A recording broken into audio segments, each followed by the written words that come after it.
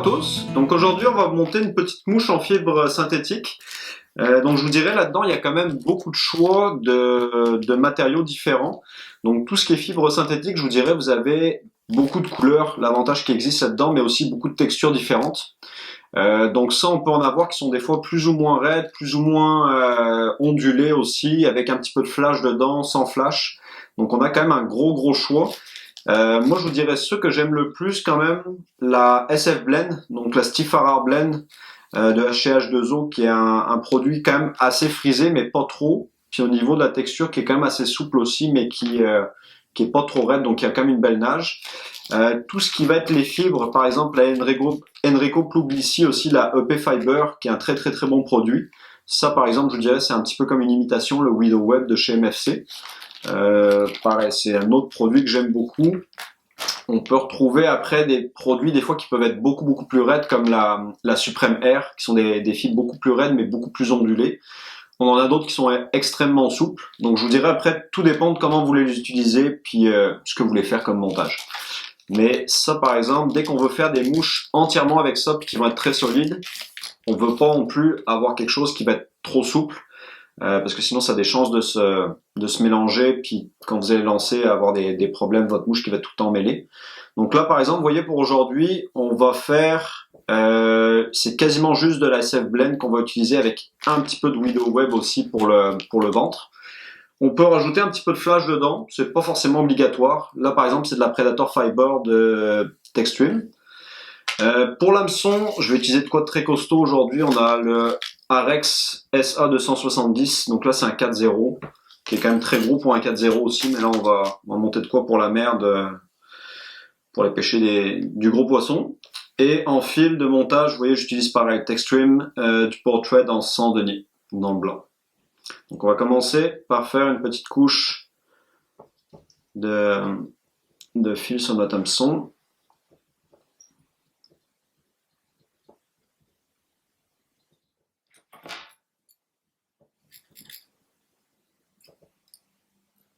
Vous voyez, c'est un fil qui est quand même très résistant, très dur à couper aussi.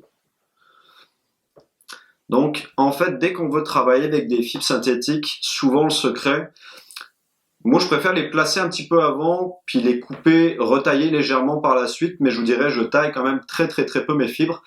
Vous allez en voir des fois qui vont faire vraiment une grosse mode, puis tout retailler un petit peu comme un modeler.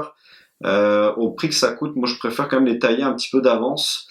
Après, le secret par contre pour les mouches en fibre synthétique, c'est de faire vraiment des étapes, les premières étapes qui vont être beaucoup plus longues. On met très peu de matériaux, puis plus on va avancer vers la tête, plus on va pouvoir garnir, puis faire une tête qui est plus fournie. Donc on va toujours faire quelque chose un petit peu en taper pour vraiment garder de la souplesse. Si vous mettez trop de stock à l'arrière, ça bougera pas. Donc là par exemple, vous voyez, les paquets souvent ils arrivent pas attachés. Donc moi par exemple je me mets toujours une petite tie wrap comme ça facilite beaucoup la manipulation des produits, puis on évite d'en perdre beaucoup. Donc vous voyez pour la queue par exemple, je vais simplement venir voir un petit peu ce que ça donnerait si je vais la plier en deux, puis en fait je vais la rabattre. Donc là je vais avoir à peu près une longueur de, au moins je vous dirais, la longueur de mon hameçon comparé à la taille de ma mouche, on va pouvoir aller entre un tiers puis un quart. Donc c'est vraiment de quoi qui peut dépasser pas mal. Donc là par exemple, je vais venir retailler un petit peu l'arrière de cette partie-là. Vous voyez, on va la raccourcir. Je vais juste tirer un petit peu sur les pointes pour faire un beau taper, puis pas que ça soit bien tout droit. Ça évite de le refaire après. Donc là en fait, je vais commencer par une petite couche un petit peu plus courte en premier. On va remettre le fil à l'arrière. Vous voyez.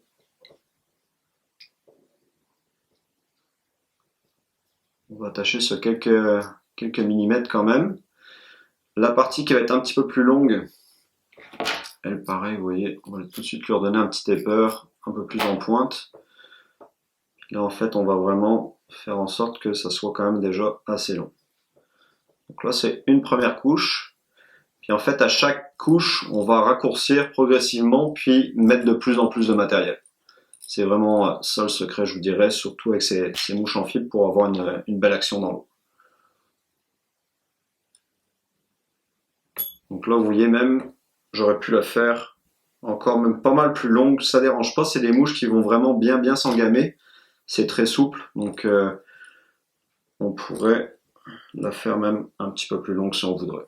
Mais ça va faire une proie qui sera pas trop grosse, peut-être un 5 pouces au total, je dirais, ça va être une belle longueur. Donc là, je vais refaire une autre couche avec un petit peu plus de stock.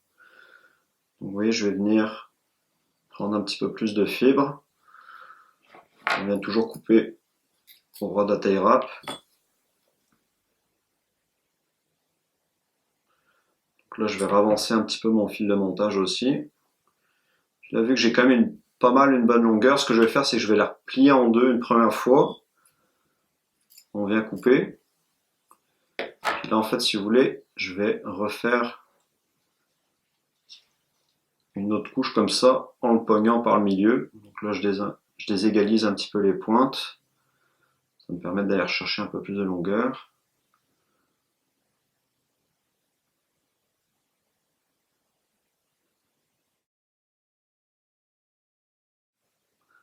Vous voyez, là par exemple, on vient finir à peu près à un bon pouce en avant de l'autre couche. Donc là, je la fixe sur le dessus. Puis la partie en dessous, là, vous voyez, je vais venir la tailler un petit peu en viso comme ça, puis je vais venir la placer sur le dessous.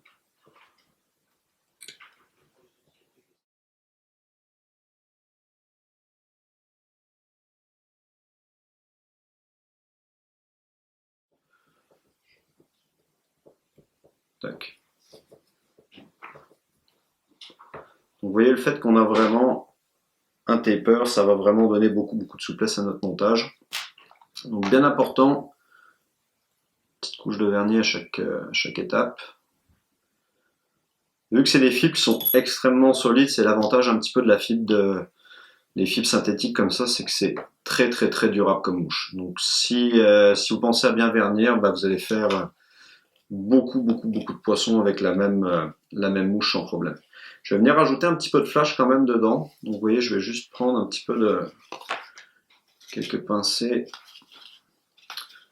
C'est l'équivalent, je vous dirais, cette fibre-là de la Polar Fiber, du Polar Flash, excusez. C'est l'équivalent du Polar Flash. C'est juste que les fibres sont un petit peu plus courtes, puis on a un mélange de couleurs qui est quand même très intéressant aussi avec la fibre Predator de Texfilm.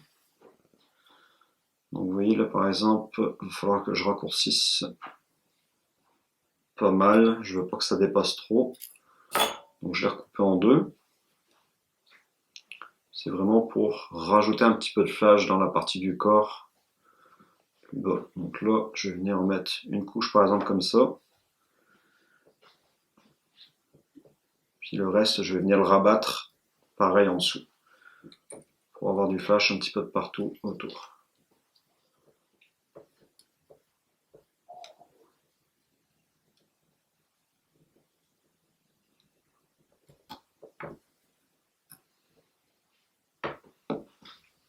Vous voyez après, ensuite je vais pouvoir passer à mes autres couleurs. Donc là je vais prendre en fait la couleur Kadistan.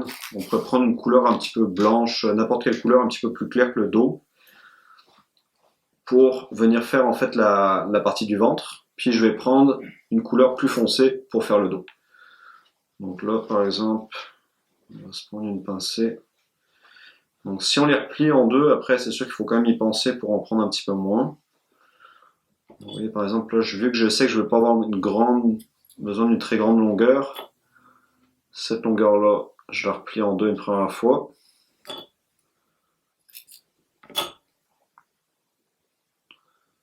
Donc là, on déségalise un petit peu.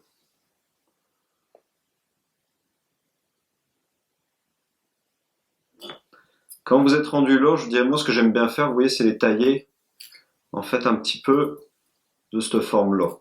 Comme ça va être plus long dans le milieu, un petit peu plus court sur les côtés, ça donne déjà une très belle shape à ma mouche. Puis au final, quand elle va être quasiment montée, j'ai quasiment plus besoin de la retailler une fois que elle va être finie. Donc vous voyez, toujours la partie la plus longue vers l'arrière pour que la partie qu'on va rabattre soit un petit peu plus courte. Toujours garder notre shape justement qui va d'être progressive, puis plus dense vers la tête. Donc là, vous voyez, on va placer. Donc après, si c'est un peu plus long, vous êtes toujours mieux que ce soit un peu plus long, puis la retailler au pire après. Donc là, je place ma première couche comme ça. Je vais faire pareil avec pour le dos. Donc elle qui va être un peu plus longue.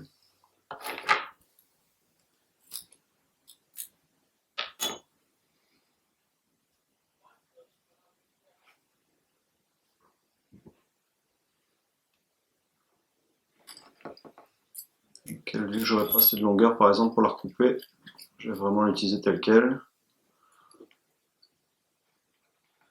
Vous voyez, je viens juste me donner une petite shape en V comme ça un petit peu quand la longueur est belle. Donc là, la partie la plus longue vers l'arrière.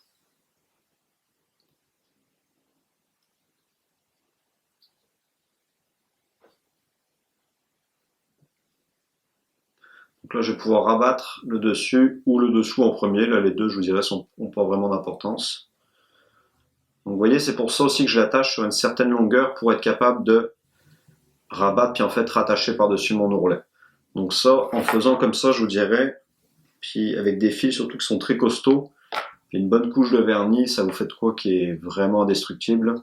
Si vous voulez récupérer l'hameçon, vous verrez que même avec une lame d'X-Acto, vous allez travailler fort pour enlever tout ça. Donc là, et je viens vraiment plaquer, faire en sorte que mon V reste dans le centre.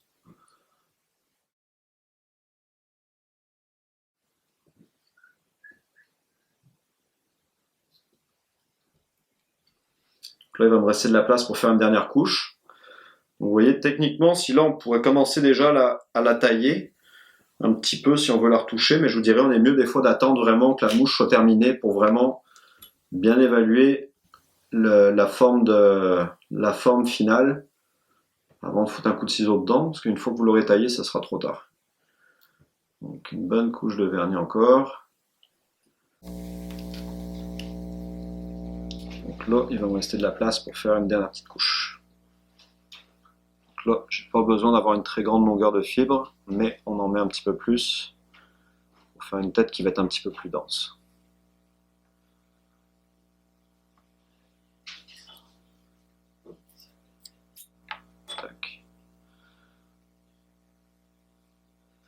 Donc la dernière couche, vous verrez, des fois ça peut être de quoi de très court, puis après ça va vraiment, plus vous êtes dense et court, plus vous êtes capable de les tailler un petit peu de la manière d'un modeleur.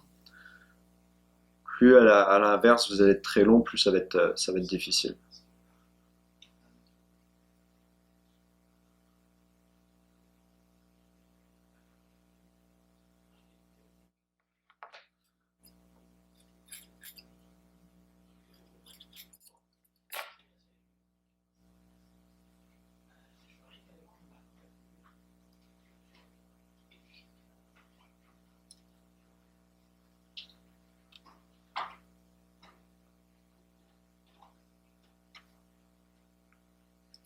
Pareil, une petite couche avec le Cadistan. Vous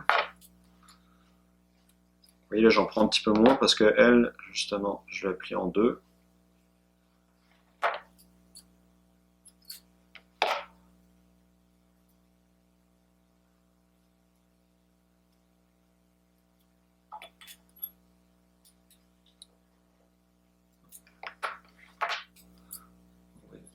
Une petite shape un peu comme ça.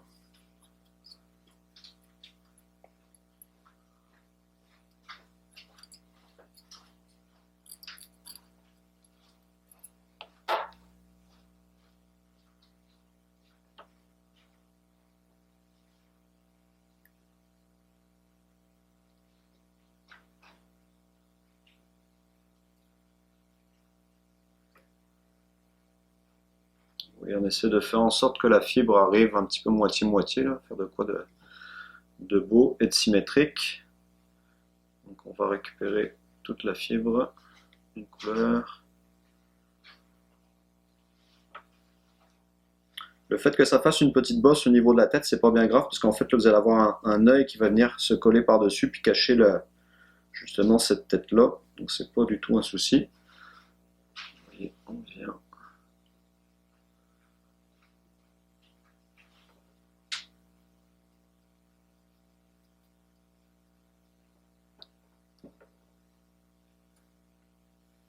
Vous voyez la mouche, techniquement, comme elle est là, on n'aurait quasiment pas besoin de la tailler. En faisant justement cette petite pré-coupe, on va dire, puis en tirant un petit peu sur les... vous voyez, techniquement, comme elle est là, la mouche, elle serait déjà très très pêchante, il n'y aurait pas grand chose honnêtement à retailler. Donc là, vous voyez, on va faire un petit finisseur de nœud, puis après, on va venir pouvoir coller des yeux là-dessus.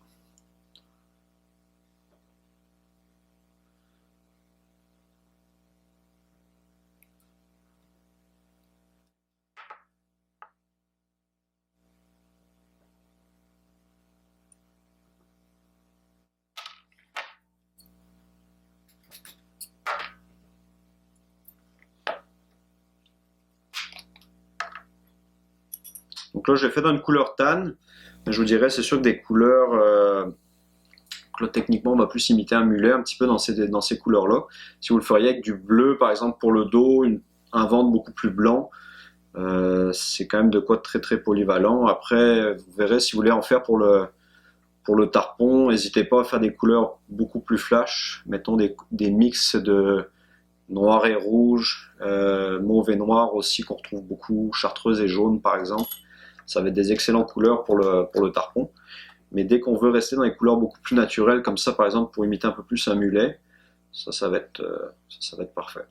Donc vraiment avec une bedaine un petit peu plus noire. Donc là vous voyez, on va juste attendre un petit peu que ça sèche, mettre des yeux, puis la job sera pas mal faite. Donc il va nous rester les yeux à rajouter. Donc là par exemple sur un 4-0, je vais mettre des yeux en 10 mm, donc 3/8 de pouce. Donc on va essayer de trouver quelque chose qui fait un beau petit contraste.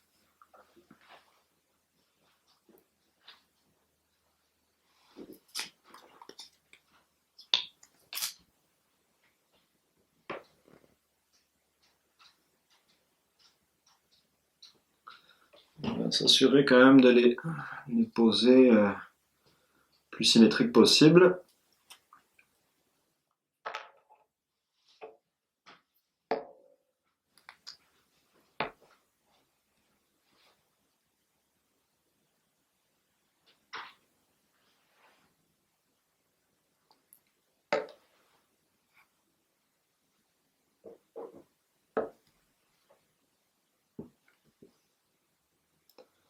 Donc là par exemple j'utilise de la tienne, puis je préfère le faire toujours en plusieurs couches pour bien combler les espaces, s'assurer que ça soit bien sec. Puis l'idéal après je vous dirais pour que ça soit solide, c'est vraiment de les enrober avec de finir de les enrober par exemple avec de la flex qui elle va être un petit peu souple, donc si jamais ça cogne ou même des gros poissons pour éviter qu'ils vous les arrachent, je vous dirais ça a vraiment un bon intérêt aussi. Là, vous voyez, on penche un petit peu pour vraiment laisser ça pénétrer de partout. On pourrait le faire avec de l'époxy aussi, de l'époxy marine 5 minutes transparente, ça travaille quand même bien, mais c'est plus chiant un petit peu à travailler. Vous voyez, dès que c'est prêt.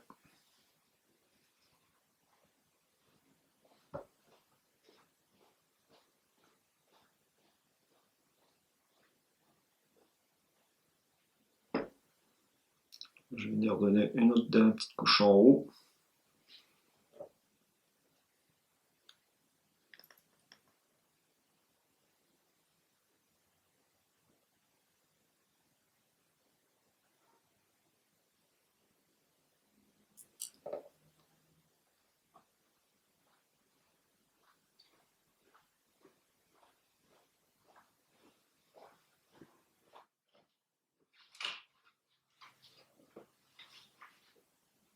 Parfait. Donc vous voyez, c'est ça. Il va juste me rester à enrober un petit peu le tout avec de la flex. Donc ça va vraiment faire quelque chose de très solide. Puis là, techniquement, votre mouche est vraiment terminée.